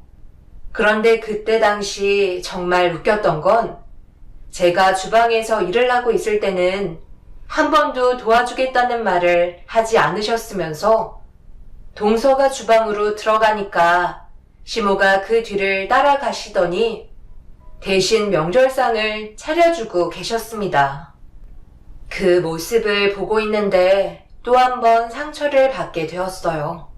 그렇게 안 좋은 분위기 속에 모두가 한자리에 모여 저녁을 먹게 됐는데 그 분위기는 심각할 정도로 좋지 않은 상태로 서로가 긴장을 하고 있는데 시모에게 전화 한 통이 왔어요. 그런데 저희 눈치를 살피시더니 자리에서 일어나셨고 밖에서 전화를 받으셨어요. 무슨 전화길래 급하게 밖으로 나가서 받는 거야? 우리가 들으면 안 되는 전화라도 되는 건가 봐. 지금 분위기가 이런데 여기에서 어떻게 전화를 받아? 신경 쓰여서 제대로 말도 못할 것 같아 밖에서 통화한 거니까 신경 끄시고 밥이나 잡숴. 내가 이런 것까지 일일이 보고해야 하는 거야? 나는 큰애 얼굴 보면서 한자리에 있고 싶지 않으니까 먼저 일어나 볼 테니 마저 식사들 하고 나오거라. 그리고 작은애는 이리 좀 와봐라. 내가 너한테 긴히 할 말이 있다. 시모는 누군가와 통화를 하고 난 이후부터 얼굴 표정이 좋지 않았어요. 그리고 갑자기 동서를 불러 마당에서 대화를 이어나가기 시작했습니다. 가로등 불빛에 비친 시모와 동서의 얼굴 표정은 상당히 심각해 보였어요. 무슨 대화를 나누는지 알지 못했지만 불안한 얼굴 표정으로 발을 동동 구르는 시모의 행동이 계속해서 신경 쓰이게 만들었고 어디론가 급하게 자리를 옮기는 모습을 보게 되었습니다. 시모와 동서는 식사를 하다 말고 밖으로 나가서는 한참 동안 들어오지 않길래 시부는 상 치우는 게 싫어서 꾀부리는 거라며 당장 들어오게 하라고 소리를 치셨어요. 화가 머리끝까지 올라온 시부가 또다시 폭발하실까봐 급하게 밖으로 나가 시모와 동서를 찾고 있는데 시댁과 어느 정도 떨어진 곳에서 시모가 동서와 심각한 얼굴로 대화를 주고받고 있었습니다. 무슨 대화를 나누고 있는지 확인해 보기 위해 천천히 다가가 엿듣는 순간 경악할 만한 엄청난 사실을 듣게 되었고 뒤이어 오토바이를 타고 오는 누군가가 내려오고 있었습니다. 그냥 간단하게 쌍화차 한 잔만 하면서 대화 나눈 것밖에 없다. 정말이야. 내가 설마 멀쩡한 가정을 놔두고 그런 짓을 했겠어? 그런데 왜 여기까지 오겠다는 거예요? 지금 시기가 안 좋은 거 아시잖아요. 나중에 다시 만나자고 하면 되는 거 아니에요? 당연히 오지 말라고 했지. 그런데 내가 만나주지 않으려 하자 그 사람이 무작정 내려오겠다잖아. 이를 어쩐다니? 그럼 여기에서 기다리셨다가 그분 오시면 대충 대화 끝내시고 돌려보내세요. 이 사실을 아버님께서 아시는 순간 저희는 끝장이라고요. 그러니까 제가 조심하라고 하셨잖아요. 정말 아무 일도 없으셨죠? 저한테는 거짓말 하시면 안 돼요. 이게 다 너 때문이잖아. 결혼할 사람이랑 연애할 사람이랑 따로 데리고 있어야 한다고 나한테 소개해주는 바람에 이사단이 난 거잖아. 이제 어쩔 거야? 그 사람이 돌발 행동이라도 하면 우리는 가루가 되어버릴 거라고. 솔직히 그냥 가볍게 만나려 했는데 남자랑 여자랑 몇 번 만나다 보니까 한 번 보니 두 번 보고 싶고 두 번 보니 함께 있고 싶고 함께 있다 보니 나도 모르게 손잡고 호텔까지 들어가 버렸다. 그래서 그 사람이 나한테 사랑한다고 고백까지 해버렸어. 네? 어머님 그냥 말동무나 하시려고 소개해드린 건데 손을 넘어버리시면 어떡해요. 저는 지금 이 사실 무조건 모르는 일이니까 어머님이 알아서 처리하세요. 제 손에서 해결해드릴 수 있는 문제가 아니라고요. 시모와 동서의 엄청난 대화에 충격을 받은 상태에서 이 사실을 서둘러 시부에게 알려드리려는 순간 오토바이를 타고 온 한 사람이 시모 옆에 멈춰섰고 헬멧을 벗는 순간 시모와 동서는 경악을 하고 말았어요. 그 남자는 둘의 대화 속에 있었던 인물이 확실했습니다. 그런데 시모가 당황했는지 나중에 다시 대화하자며 계속해서 오토바이를 타고 온 남자를 거부하기 시작하자 시모의 행동에 실망했는지 등에 메고 있던 가방에서 무언가를 찾기 시작했고 잠시 뒤 무언가를 꺼내는 순간 시모와 동서는 경악을 하고 말았습니다. 그 안에는 시모와 바람난 남자와 그동안 함께했던 사진들과 영상들이 있었어요. 시모는 그 자리에서 무릎을 꿇었고 손이 발이 되도록 빌면서 지금의 가정을 깨고 싶지 않다고 했지만 그 남자는 자기의 사랑을 가지고 논 거냐며 흥분을 가라앉히지 못했네요. 결국 그 남자는 시모와 동서의 손을 뿌리치고 무작정 시댁에 발을 들이게 되면서 결코 주워 담을 수 없을 정도로 충격적인 광경이 펼쳐졌고 집안은 난리가 나고 말았습니다. 뭐하는 사람인데 다짜고짜 남의 집에 쳐들어와서 이게 뭐하는 짓이야? 경찰에 신고하기 전에 당장 안 나가?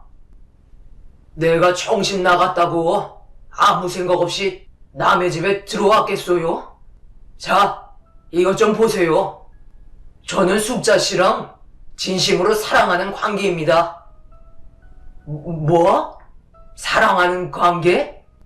이게 다 뭐야? 아니 왜 이 사람이 당신이랑 함께 있는 거냐고? 여기 어디야?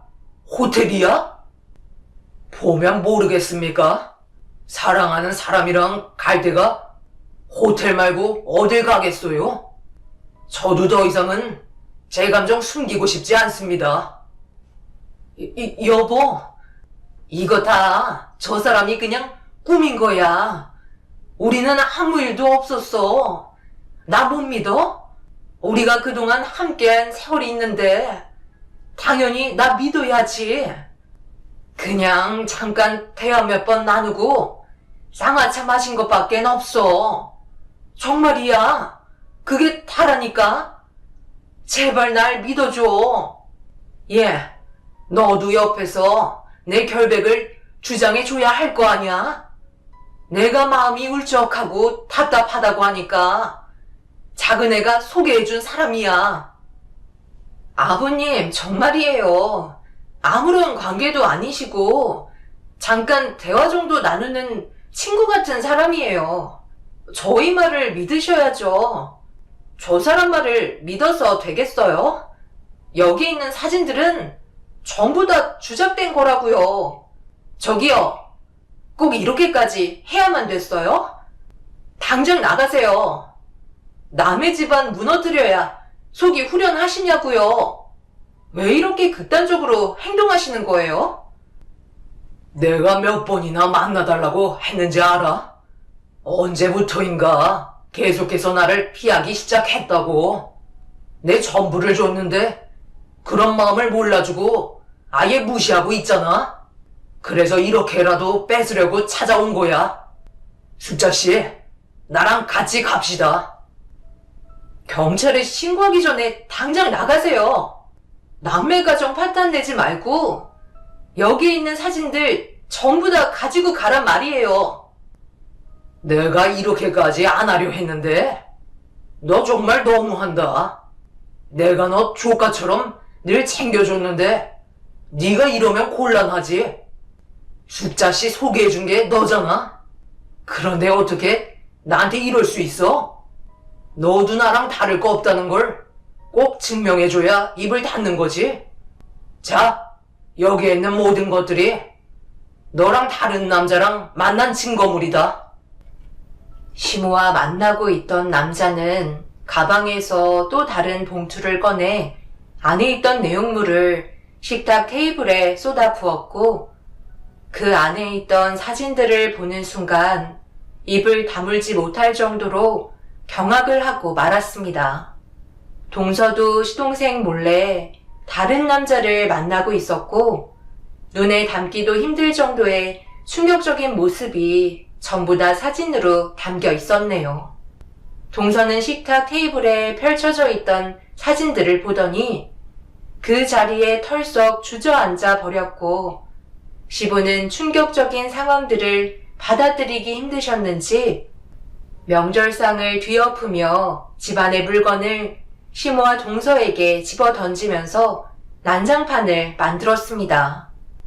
결국 이런 충격적인 상황들 때문에 시부와 시동생은 이혼을 선택하게 되었고 결국 두 번 다시 얼굴을 볼 수 없는 남남이 되어버리고 말았네요.